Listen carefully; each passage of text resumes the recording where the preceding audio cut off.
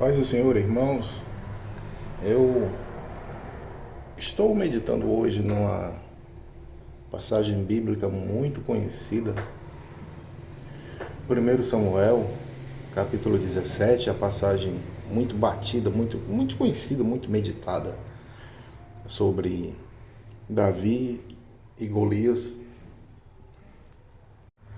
sobre Davi, Saul e Golias também, ou quem sabe Davi, leão, urso e o gigante, ou até mesmo as pedras, as 5 pedras lisas do ribeiro que ele pegou. Mas eu ainda estou meditando, ainda estou processando todas as informações, processando tudo.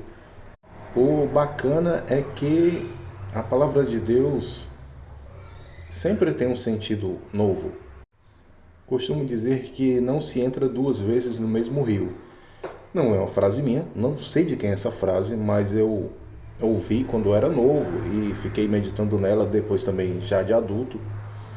E concordo que não se entra 2 vezes no mesmo rio. Primeiro porque as águas correm e já não é o mesmo rio.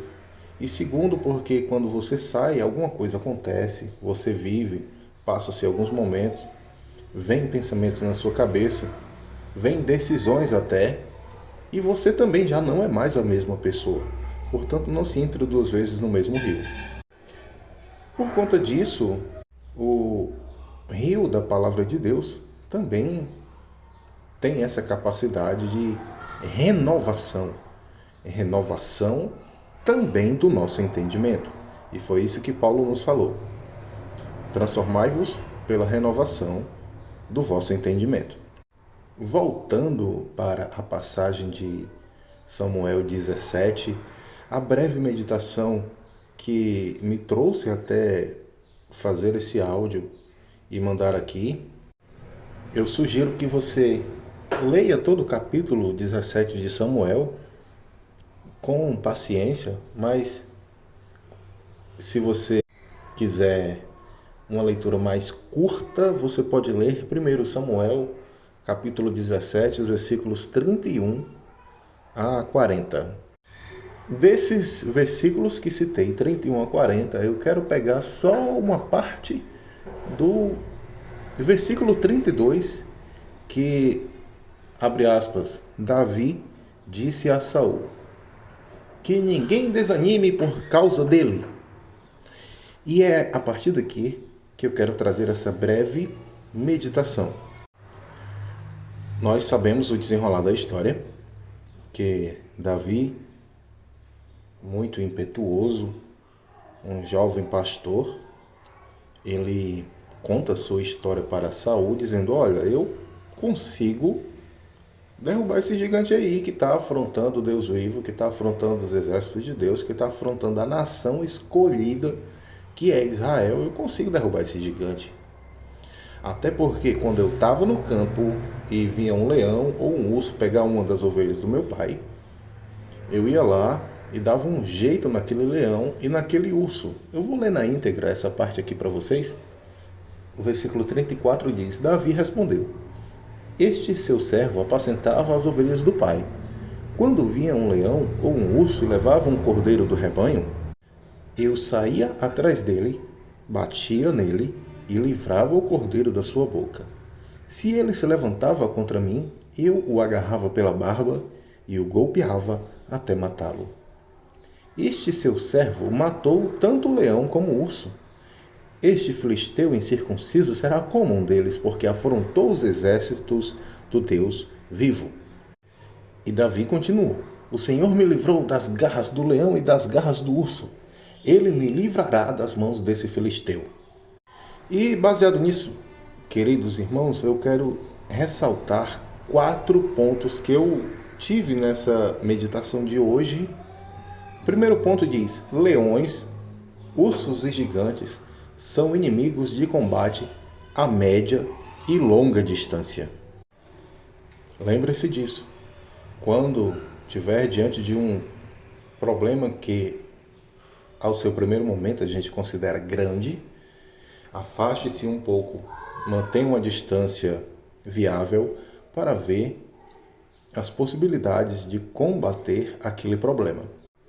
Ok, eu vou acelerar como dicas mais gerais, sem ser dicas tão específicas, sem ser orientações tão específicas, mas apenas para ressaltar esses 4 pontos que tive o entendimento hoje, porque acredito ser viável para cada um de nós. Você pega aquilo que faz sentido para você, concorda, discorda, pondera, considera, desconsidera, enfim, somos filhos de Deus todos iguais, semelhantes, únicos, diferentes, mas todos filhos de Deus. Leões, ursos e gigantes são inimigos de combate a média e longa distância. É um perigo ficar muito perto de um leão, ficar muito perto de um urso, ficar muito perto de um gigante, atentar demais para um problema. O tópico 2, todos eles são muito interligados entre si. Tópico 2 diz: a média e longa distância, os grandes problemas já parecem pequenos. Sabe aquela coisa que quando você vem chegando numa cidade, de repente você vê que os prédios são muito pequenininhos ou que as torres elas são tão pequenininhas que parecem como que cabendo em um espaço que você coloca entre os dedos. Olha, é do tamanho aqui da falange do meu dedo. Mas quando você chega perto, aquela torre, aquele prédio, ele é gigante que você tem que levantar o pescoço para poder enxergar. Então, a média e longa distância, aqueles grandes problemas, eles já se tornam apequenados, já se tornam mais pequenos. A gente já consegue estruturar melhor os nossos pensamentos quando a gente se distancia um pouco dos grandes problemas para que a gente possa criar uma estratégia de combate.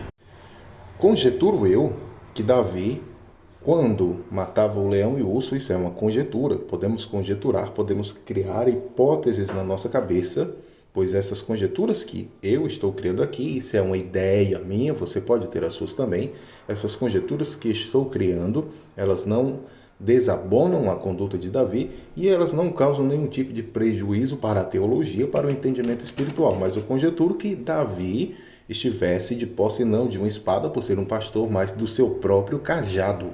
Estando ele de posse do seu cajado, ou seja, um instrumento possivelmente maior do que uma espada, maior até mesmo do que Davi, e que permitisse o combate a média e longa distância, fazendo com que nem o leão, nem o urso se aproximasse dele para que pudesse dar uma patada.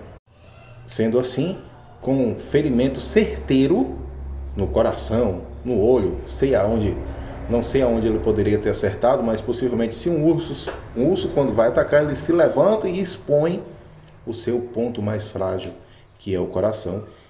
Imagino, dentro dessa minha conjectura, que Davi o espetava com a ponta do seu cajado, pois as pontas dos cajados dos pastores antigamente, eles tinham uma ponta mais afiada, pontiaguda, para que pudesse também servir de defesa, para que pudesse também servir de inspeção dos animais. O tópico 2, a média e longa distância, os grandes problemas já parecem pequenos. Agora nós partimos para o tópico 3. Diz assim: use a mira ou foco adequado para acertar os gigantes problemas no seu ponto mais fraco. É bem interligado com o que eu falei. Quando o urso ele se levanta para atacar, ele expõe ali o seu coração. E o gigante, quando ele saiu correndo, o seu alvo mais exposto não era o coração, não eram as pernas, não eram os braços, era a testa. E vamos logo para o ponto 4. Gigantes, leões e ursos têm que ser aniquilados de uma vez por todas. Caso contrário, ainda podem nos ferir. Em um combate extremo, em que você está lutando pela sua própria vida, tem que se certificar de que aquele inimigo foi realmente aniquilado de uma vez por todas. Se ele não vai mais lhe oferecer nenhum tipo de risco, nenhum tipo de possibilidade de revolta ou se voltar contra você e o ferir a ponto de o matar. Essa é a meditação de hoje.